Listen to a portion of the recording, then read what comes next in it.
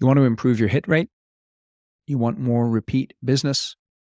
You want to build projects more profitably. That is the goal of your business in construction. But many times we miss one of the key aspects of achieving that, and that is the pre-construction phase. And in today's episode, we're joined by an expert in pre-construction, Steve Dell'Orto. He's the founder and CEO of ConCntric. He has over 26 years of experience working in the construction industry, building mega projects, large projects like the Golden State Warriors Arena and Salesforce Tower. And he really understands how GCs, owners, and design teams need to work together seamlessly in the pre-construction phase in order to achieve the goals that everyone is striving for. And so that's what we're going to discuss today. We're going to talk about how real-time data, risk mitigation, and streamlined workflows make pre-construction more efficient and precise. And we'll discuss how ConCntric helps with that process. So let's dive right in. Lots of key insights today. And thank you for listening to Construction Genius. This is Eric Anderton, and you're listening to Construction Genius, a leadership masterclass. Thomas Edison said that genius is 1% inspiration and 99% perspiration. If you're a construction leader, you know all about the perspiration, and this show is all about the 1% inspiration that you can add to your hard work to help you to improve your leadership.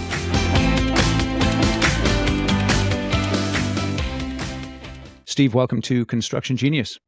Thanks, Eric. Appreciate you having me today. Yeah, my pleasure. I'm having you on because you're the founder and CEO of ConCntric. And just tell us a little bit more about what ConCntric is all about, and then we're going to dive in a little bit more into your career because I think it's a very interesting one. Appreciate that. Yeah, ConCntric is the first pre-construction management platform at the platform scale where we're looking to unite and unify the data, all of the 30 to 40 different workflows that pre-construction professionals are working through on the daily basis in support of their owners' objectives and the architects and partnership and the collaboration among those parties. And so doing that in a single environment where we're, building a platform where you can go into one place and everybody can come into that one shared place and do all of the work in a much more modern, data-driven way is, our objective. Ultimately, we're looking to make projects more affordable, sustainable, and a far greater degree of predictability, what we call certainty of outcome. With the use of much more modern tools and the best of the best practices from the perspective of a builder. We pride ourselves on the fact that the ConCntric and the platform is being built by builders for builders. I don't think there's any other way of doing it and really having the type of results that I know are possible in our industry. It's interesting because, I talk to many people who are in the tech space around construction and, their first approach many times is from a tech perspective. They're not necessarily contractors, builders, but they see issues and they try and address them. Your career path, your whole perspective is completely different from that. You spent 25 plus years at Clark Construction Group. Can you tell us a little bit about your career there and how that led then into the ConCntric perspective that you're pursuing right now? Yeah, my career did span a while, building small projects and mega projects all throughout the country. And I came up through the operations side, the typical project management type route. But ultimately, as I was doing that, I also gravitated towards having a deeper understanding and more involvement in whether it was bidding the work or doing the pre-construction as the person who will ultimately lead the building of the project. I always knew that I'd rather make the bed that I'm sleeping in than have somebody else do it for me, because then, I would only have myself to blame if it wasn't done right. But I also knew it would get done right and better if I brought the operational perspective into it, but also helped out on the front end. And so I just, from the very beginning of my career, just invested my time and energy in learning that part of the business too. And so then as I moved into more of the P&L leadership, where you have to be effective, You need to make sure you know how a project's going operationally to get done on time. But the magic is really how you set the table in the beginning of the project, the planning of the project, because that's determining profitability, the risk levels that the project is, exposed to and that you're signing up to. And it's also where you also build the relationship with your client and the client team. It's where you're starting to build that relationship with the designers, architects, engineers, and key trade partners. And so to me, pre-construction as part of that overall life cycle of a project is the most critical, impactful, most important phase of a project. And as I saw that, and as I was looking to grow the business while I was in my former career, I knew that that's where we needed to make the investment in talent and just anything and everything, because a lot of people shy away from making that investment because sometimes pre-construction and the service you're providing to an owner on a particular project, you're investing time and you may not be getting reimbursed. But I think it's very foolhardy to not take advantage of that opportunity, whether you're being reimbursed or not, because, $1 today is going to save you 5 or improve the upside by 5 later. And it's just the perfect opportunity to make sure that you are controlling your own destiny, that you are setting the table for success, not only for yourself, but for everybody. Because if you can do that and you have a loyal client for life, you have design partners that, it's a people business. It's about the network. And if they have a bad experience, you might not, it's going to come back to haunt you in the future. If you have a great experience, there's no better advertising. Yep. No, it's interesting. Just for the sake of the discussion as we're starting out here, give me a clear definition of what you mean by pre-construction. I love that question because a lot of people think of pre-construction as, okay, I'm just going to do an estimate when somebody gives me some drawings and I'll just tell you where your budget is and that's it. Or it's about bidding the subcontractors. And yeah, right. You couldn't be further from the truth. Pre-con it can be as early as the feasibility studies and just pre-concept and really helping figure out what works, what fits, from a pro forma perspective, et cetera, all the way through where it's just a pure construction project and the concrete's pouring and the steel's swinging, design's done, budget's locked in, et cetera. And so there's a lot that happens in that front end of the pre-construction phase. And this is more or less the same period of time that the architect and the owner have traditionally gotten together to go through, the design cycles and getting the permits and then bringing on a contractor. 25 years ago was largely the hard bid, rep and memorandum approach. And I think they realized, whoa, this is only leading to litigation and claims and, tough relationships and tough journeys. And they just said, man, having the person who's ultimately going to be guaranteeing the budget and the schedule and taking the risk to execute, building the project ought to be at the table. So the contractor's role has increased in time and it's coming in at an earlier and earlier stage with greater and greater responsibilities. And these engagements, we were engaged on the Golden State Warriors arena. We had a lot of people committed and we were planning that project for 36 months and we built the entire thing, opened it for the season in 32 months. So we're not talking about, a couple of week pre-con effort. These days, big or small, these engagements are lasting years. And I think the industry is behind. How do you formalize and bring together, all the pieces and parts? And your question is always the first question to ask a person, like, well, how do you define pre-con? And you find that they're overlooking all of the valuable work studies and exercises you go through in pre-construction to arrive at the proper decisions, whether it's design, budget, schedule, a sequence, or logistics, just a myriad of things.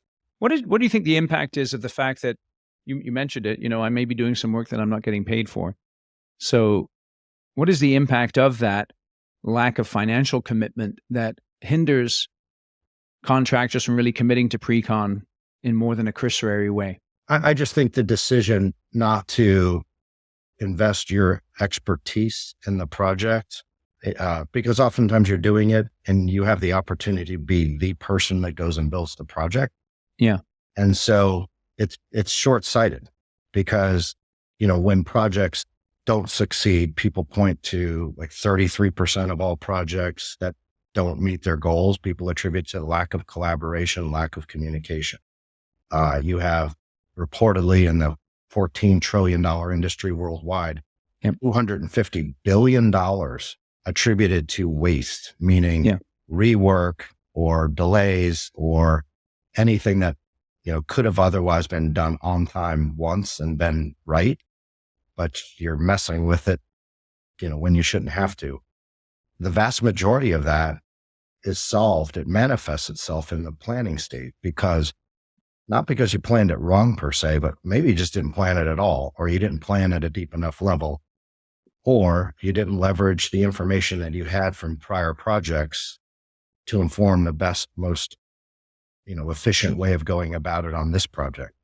And that's where technology, data, that's why I'm doing what I'm doing now, because I know that, a big part of that, or that is a big part of what will make projects successful, but at the same time at less cost. So this notion that I'm not going to invest the time and energy to set the table for success and it's going to benefit me long run, the cost of that can be driven down significantly if you invest in technology. So you may not get reimbursed, but to not invest in the technology because of that doesn't make any sense at all, because the technology is going to reduce the cost that you're otherwise having to absorb to go on and build the project and make profit later. How did you come to this realization about the importance of pre-con? Was it because of a particular incident where you built a project and you finally figured out, dude, we need just to do a better job on this? Or is this something that you've always had and you've just built your understanding over time?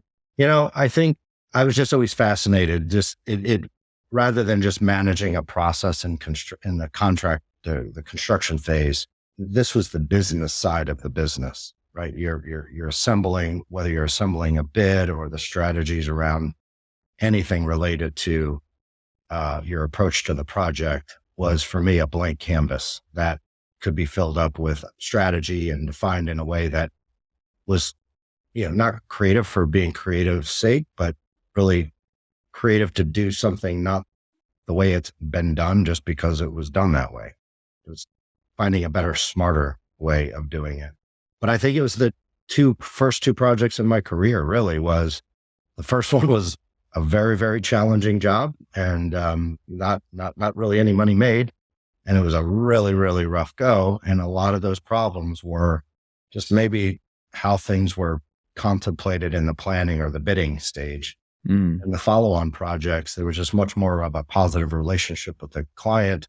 There was to some degree more pre-construction involved. And the more I just learned that side of the business, the more I appreciated, just a little bit of effort and time invested today just really creates a paint by numbers, simple plan that more people can follow and, execute on that plan, and everybody understands the plan.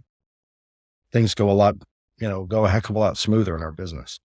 It's interesting because at the beginning, you talked about how a focus on pre-con can help with affordability, sustainability, predictability. What do you think is the impact of a good pre-con process on things like avoiding litigation, getting repeat business, and even increasing your hit rate in terms of winning work that you're bidding on? As a builder, you're in the business of both building the project, but it's really a service you're providing to the person that's hiring you. Mm-hmm. And I think, put yourself in their shoes. They have an idea of what they can do with a piece of land, and then they go through a process to define what that would be and if it pencils. When you start that, and then you go through the design and permitting process, and then ultimately the building process, you may be 5 years, from that day to that point, or you're even just operating and maintaining that asset. That's a long time to go, where at any given day, somebody could be picking up the phone saying, hey, I have bad news. The price just went up, or we got all these issues and it's adding 3 or 4% to the project. So I always looked at it from the owner, whether it was a public agency or a private developer, didn't matter. They had a lot on the line, and a lot of it was outside of their control. And they were depending on us to lead the way and make sure it goes as well as humanly possible.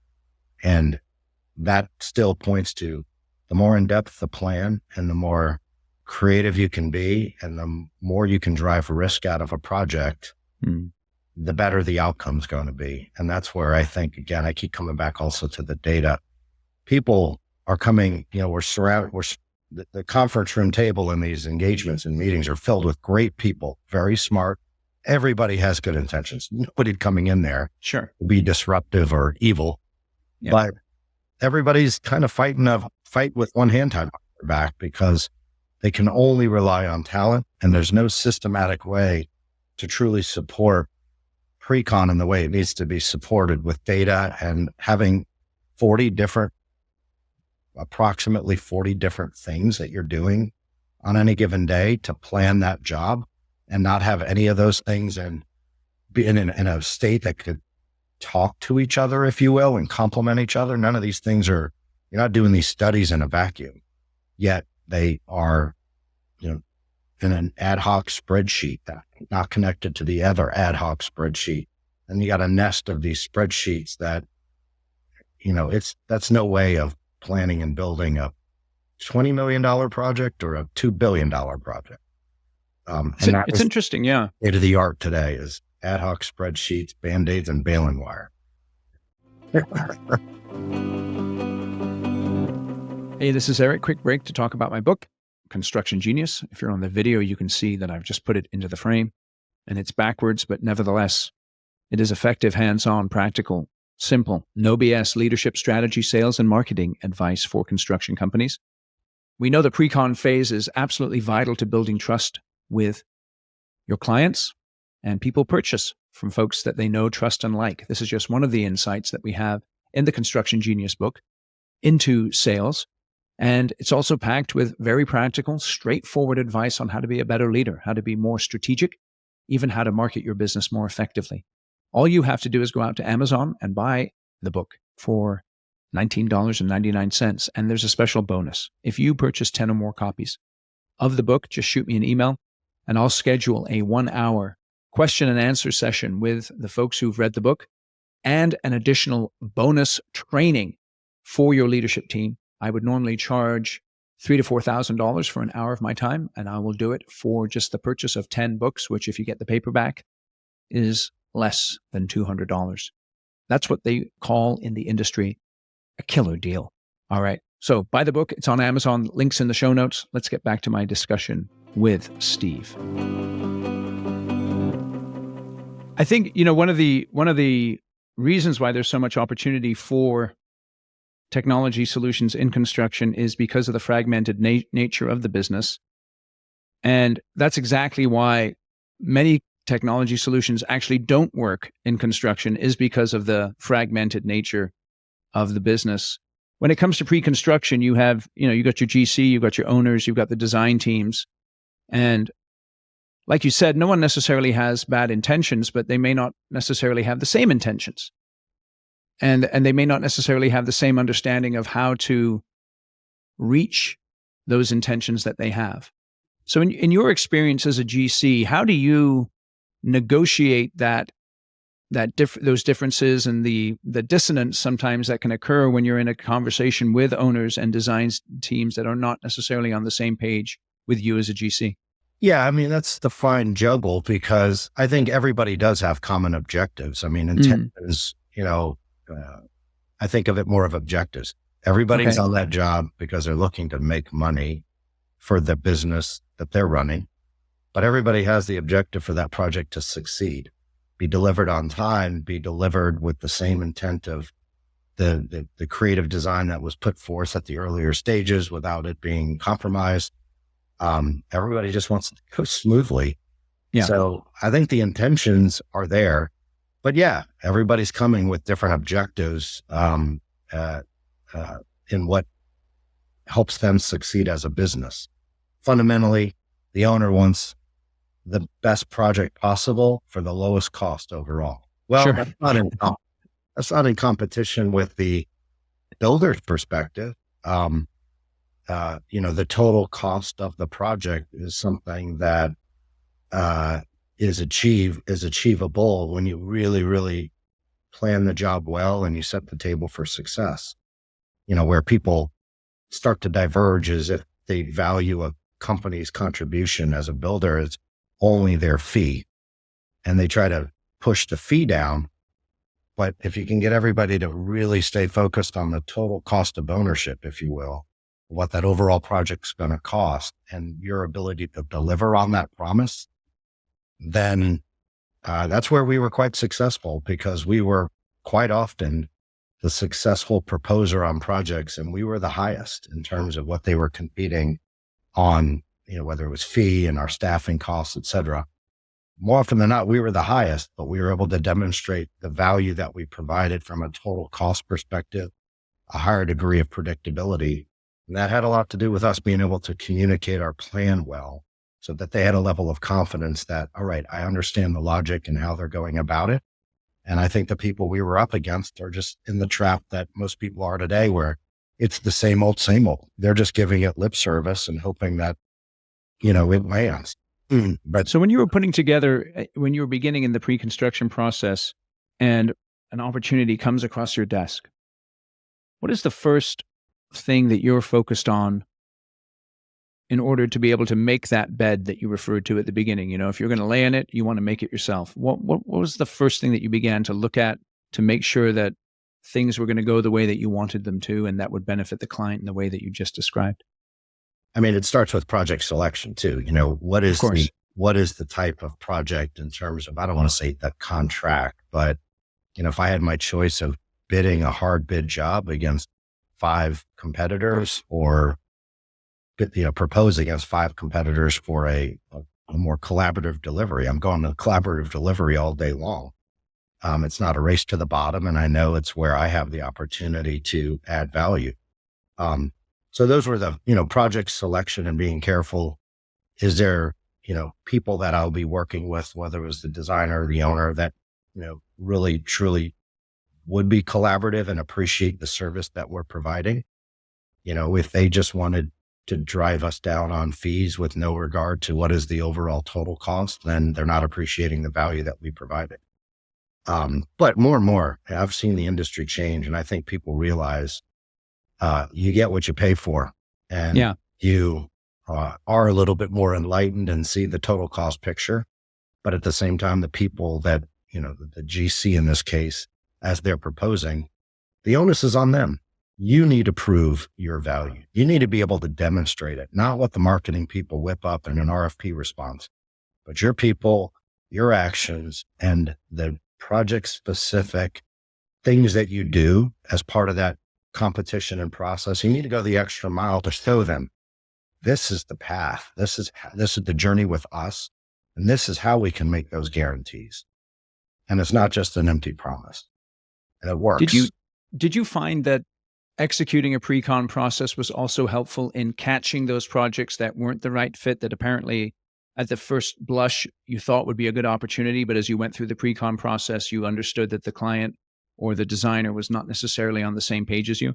Yeah. You certainly encounter those situations which are committed. And so it's not like you wake up one day and you don't like what you see and then you drop that pre-construction effort.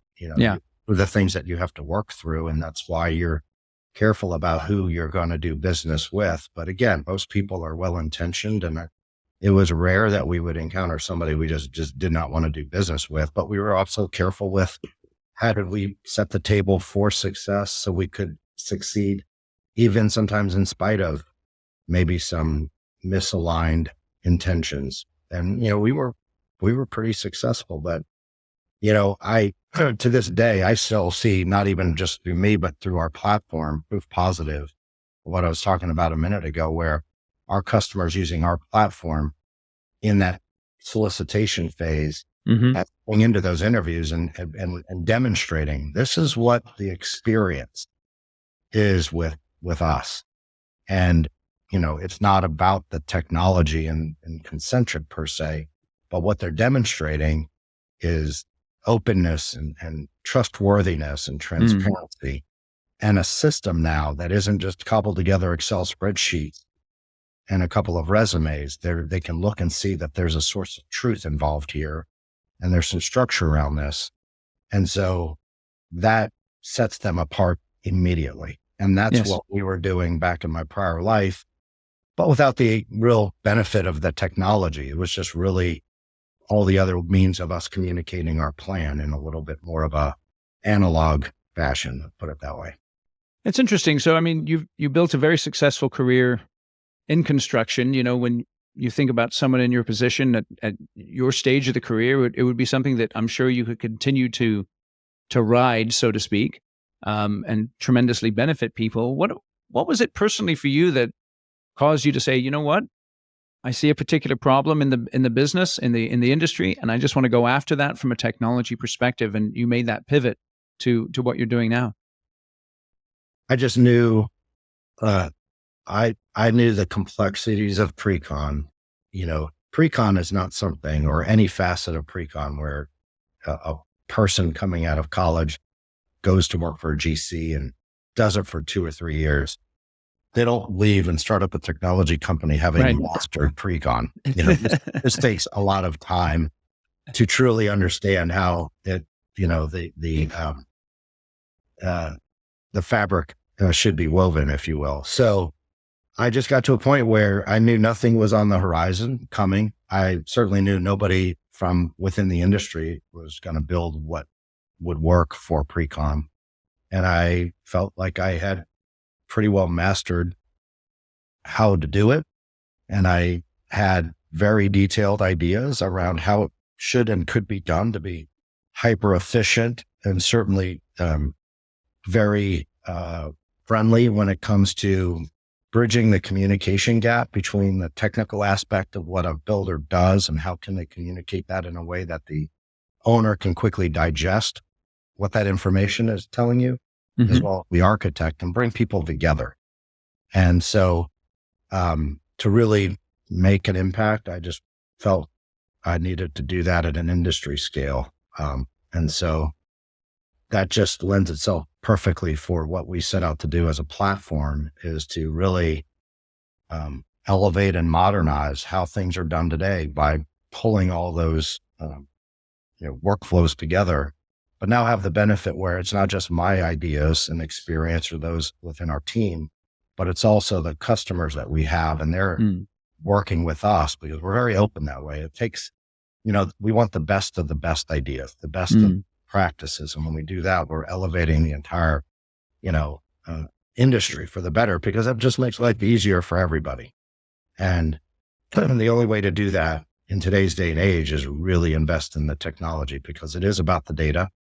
It is about keeping up with the speed of transactions and communication that we all live in. This isn't about construction. Life is moving at an ever increasing, rate of speed, just with our smartphones and the Yeah, way right. to communicate.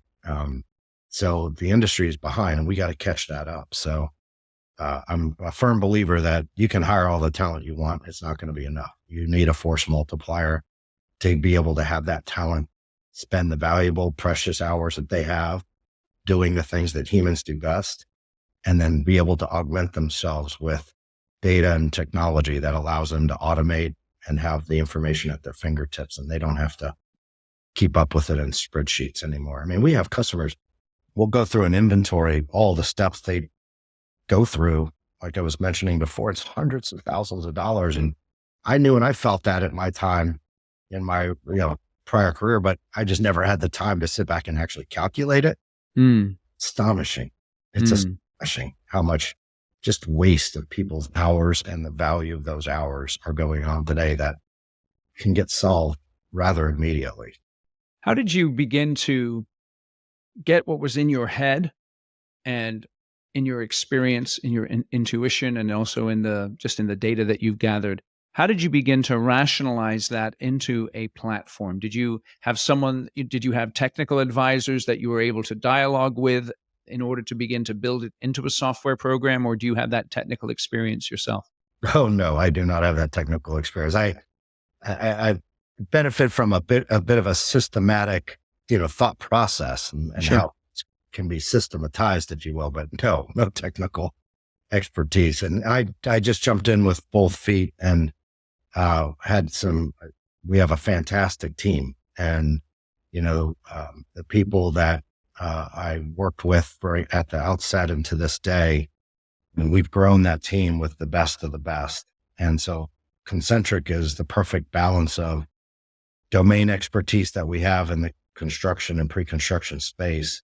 But when you're talking about a platform, you're talking about a B2B platform with all this data and everything that comes with that. And you need the best, the brightest minds that know how to do that.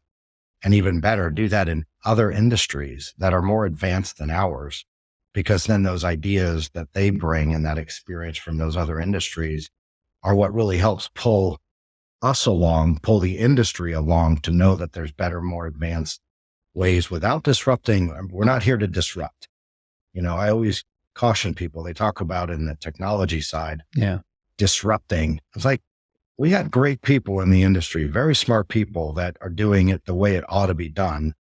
They just need help with having a more systematic and system-based approach and have the ability to transform over time to include the higher degree of technology and the different things you can do with data at a much more powerful level. But you don't need to do that all at once. We've got to do this over time. And right now, what we need to do is augment these great people with the workflows and the process they're most familiar with, and then evolve that over time, and we'll get there. But we're not in here to be disruptive. I'm from the industry. We're from the industry. Last thing we want was disruption on top of all the other stuff we've got going on, trying to get projects planned and built. I think it's interesting, just that perspective you shared there, because it can be tempting for tech folks to come in with that mindset that we're here just to revolutionize everything. And, the construction does not lend itself to revolutions. Definitely incremental change over time is what really works in construction. Yeah. And I think our industry, and I'll defend it here, I think it gets a bad rap for being antiquated or slow adopters or not being open to technology. I think, quite honestly, the majority of it is they just haven't had good technology. The outside technologists come in with something that they think solves the problem the right way, but it's either completely foreign to the user. So now your training and adoption is much more challenging. But 9 times out of 10, Eric, what I saw in software, outsiders developing stuff that actually makes more work. Yes. The user has more stuff to enter and more things to do to get the output. And it's just easier to do it the old fashioned way if it's going to create work. So our whole thing is about make less work, not more. We have to solve the problem by taking workload off of our users' plate, including every click, field entry, whatever in the user interface. We drive all of that out to make it easily understood, easily adopted, and easily used. So your goal is to unify the fragmented pre-construction process, and you're looking to improve collaboration between the GCs and the owners and the designers. As you've started, what is the main pain problem in the pre-construction process that you've gone after that's given you leverage and purchase with potential clients? Well, I think it's this strategy and decision of solving this at a platform scale rather than coming at one particular workflow and building a point solution. And that point solution is incrementally expanded a little bit to do a little bit more here and a little bit more there. But those are entirely different things. That's like the grape versus the entire vineyard or the entire vineyard. Because pre-con, all of that's interrelated. Construction is a little bit different. You got different processes, you have skittles and RFIs, and those two, there's not a whole lot of direct relationship. They're just rather independent workflow. The vast majority of everything in pre-con is affecting one thing or the other or many. And so that's the magic. When you build out a platform like we are, where we have workflows that independently we could spin out and make a very successful point solution, but then you're missing the power of 1+1=3 when you can get those two workflows that are being used, leveraging similar data, but for different purposes, but then they're highly referenceable. And so we have intersections, as we call it, where all of those things come into play to help plan better, more accurately, communicate more effectively, demonstrate. A lot of what you're doing as a builder is coming up with a recommendation, or this is where we're at from a budget perspective. Well, how did you, like my old geometry teacher, just don't give me the answer. I need you to lay out your work. You can lay out the work, how you're arriving at that recommendation. Now you're building trust. Now everybody can understand why you're making that recommendation, and they're not going to ask you all the questions that you already knew the answers to, but because you weren't able to demonstrate it, now you're having to answer questions. Yeah, that's a key point there, that idea of being able to demonstrate it, articulate it, and that building confidence and trust, which obviously people like to do business with people that they trust. Right. I mean, time and time again, if somebody's giving you the answer and they say, here's why, and they have a lot of supporting, documentation, then you go, okay, I trust that. But if somebody's like, hey, it's this number, but just trust me, wink, wink, what are you going to do? You're going to the first, not the latter. What are some of those in the pre-con process? You described those intersecting pieces that you're looking to address in totality. What are some of those key intersecting pieces where data is generated that needs to be captured? Well, I think the intersections at the highest level are what we already do. We take the past and leverage that to validate the present and then further forecast the future. Interesting. And so there, again, speaks to platform with all of the built-in intelligence and whatnot that we've built within the platform to be able to generate all those different analytics and intersections, as we call them. That's the power here. And that's it. I don't want to say impossible, but for technologists that haven't spent decades in the industry, there's no way really for them to really figure out that bowl of spaghetti, because it's not linear, it's all intertwined, and you really need to understand, and having, been involved in that use case where you're sitting at the table and there's these considerations, and this consideration affects this and how these things all interconnect. It's far more complicated. It's nonlinear, whereas the construction phase is very linear. I just start this process and I've got a finite number of submittals I have to process and just blow through it. RFIs, okay, I get them, I answer them. After a while, those questions taper off and you're done with the project. Very linear. Pre-construction is very iterative, and right now it's very fractured. And imagine the power when we pull all that together into one place. And that's, again, our customers, when they really dig into who we are and what we are, they realize, yeah, I've been trying to solve, a dozen, 24 of these different things that we're doing in pre-con to do it better and smarter. And you do it all, and it's all in one place. I don't have to worry about signing up for 30 different point solutions and having to integrate them. This is all in one. And I get, they see the power. We're having that conversation more and more these days, almost on a daily basis.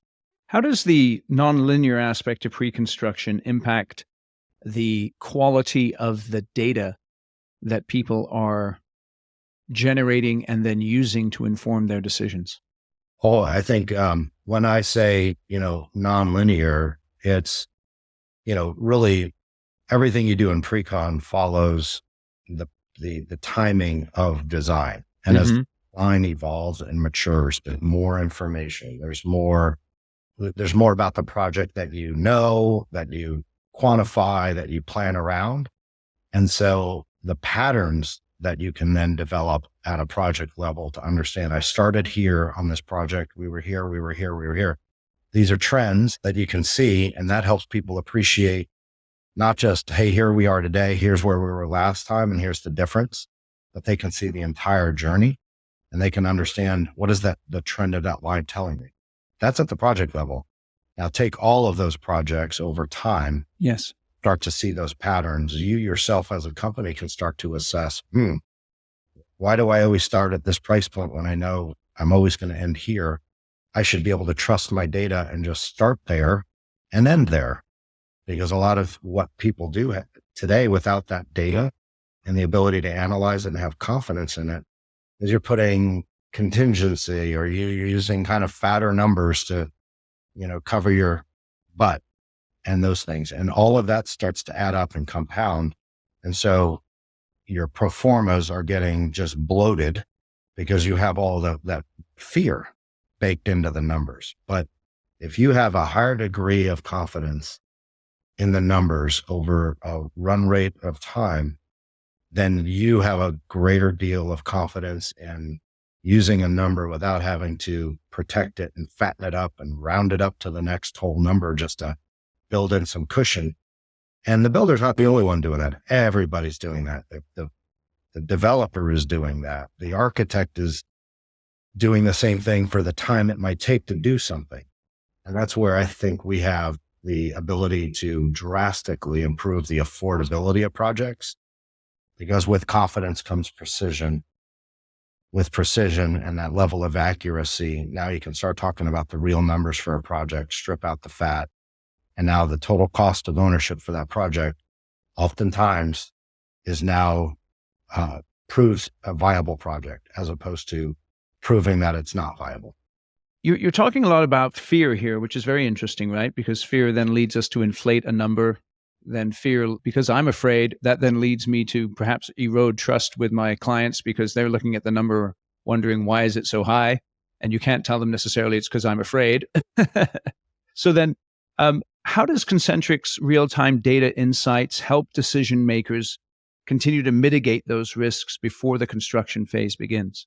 Well, in a number of ways. I mean, if you're planning to a greater degree and you're identifying risk and you're working those risks out, then there's no need to, have to protect yourself against that risk by putting placeholder dollars and contingencies, et cetera. So I think everything at your fingertips, promoting best practices. I mean, risk is a perfect example. I would say 7 out of 10 projects, any sort of focused conversation around what are the risks of the project never happen. Mm-hmm. Oftentimes you get an owner who says, hey, are we tracking the risks? And everybody's like, yeah. But what a missed opportunity for everybody to make, that be a topic of focus. Let's all brainstorm what the risk could be. Is there a future price hike in steel that we're worried about? Yep. Are there potential tariffs in play? Are some bargaining agreements and labor agreements coming due here in the near term, where we're going to see the subcontractors' pricing increase? I mean, it could be anything. Yeah. But if you have a team focused on that and driving those risks out of the project, then there's no need to add those contingencies or, amounts of money to protect against that. But then I think it just goes, I think the user themselves are going to be more convinced that the number that they have is the right, accurate number. And they don't need to cushion it, because they have enough of their data at their fingertips now to look at it and go, no, it's like buying a house. You don't just go buy a house and put an offer for whatever somebody's asking for. You're going to run comps to understand what the houses in the immediate area were sold at over the last 12 months to make sure that you're not going to pay some outlier value for your house. It should be right here in that nice cluster of cost.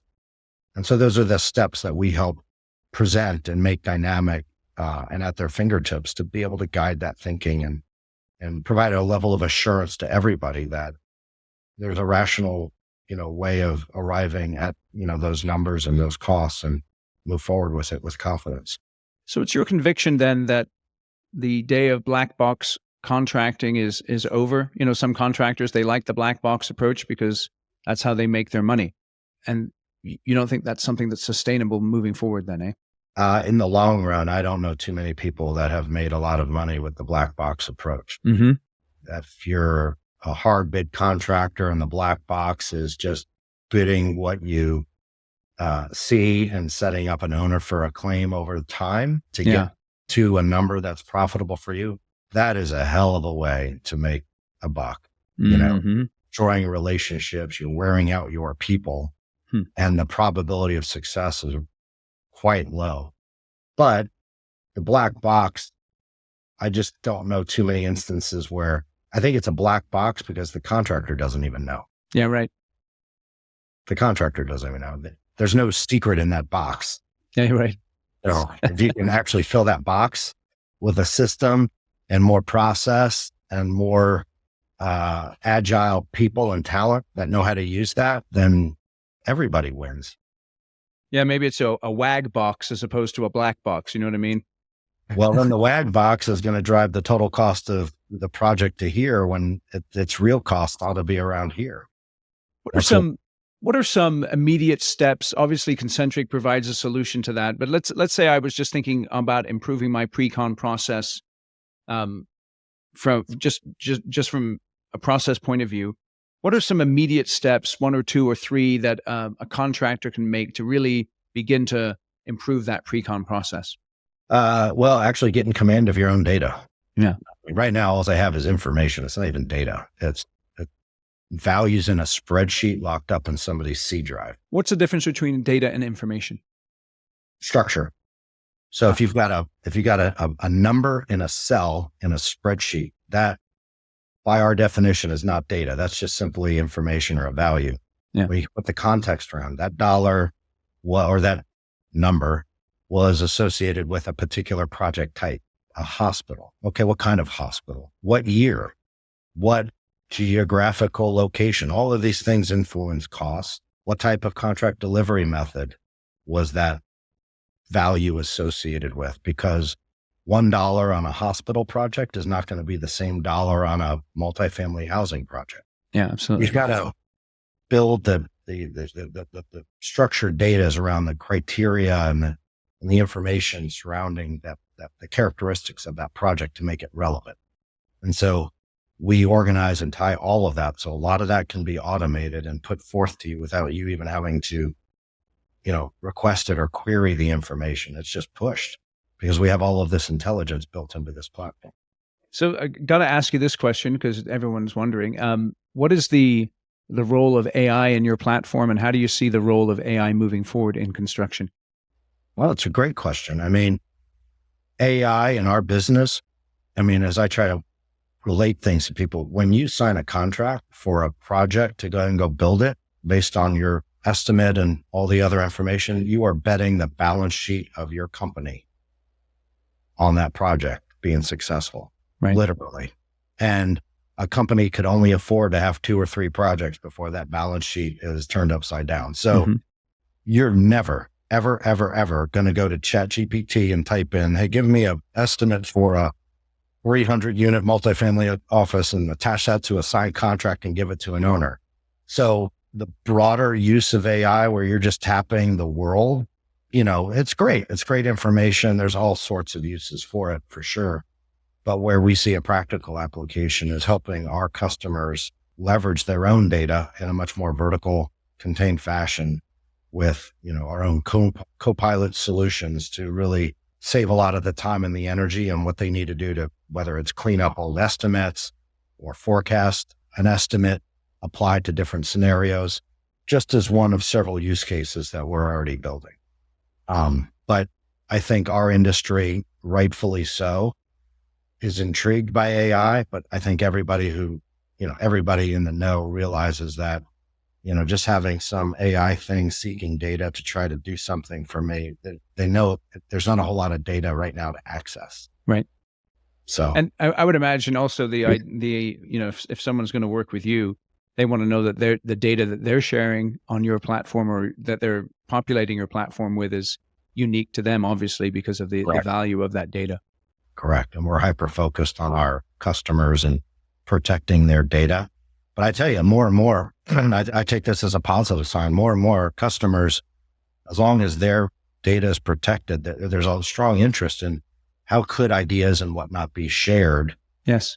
Because there's a give and a get. I can share it, but I'm going to get something in return. I'm going to get more information or more data points, or I'm going to get other ideas that we're not even thinking about. It's not going to make or break whether I win a job like somebody, because that somebody is just an index. So I'm encouraged that there's a lot we can do. But again, that's where we're not looking to disrupt. We're not coming in and saying, hey, let's just crowdsource estimating. Yeah, right. we're saying, hey, let's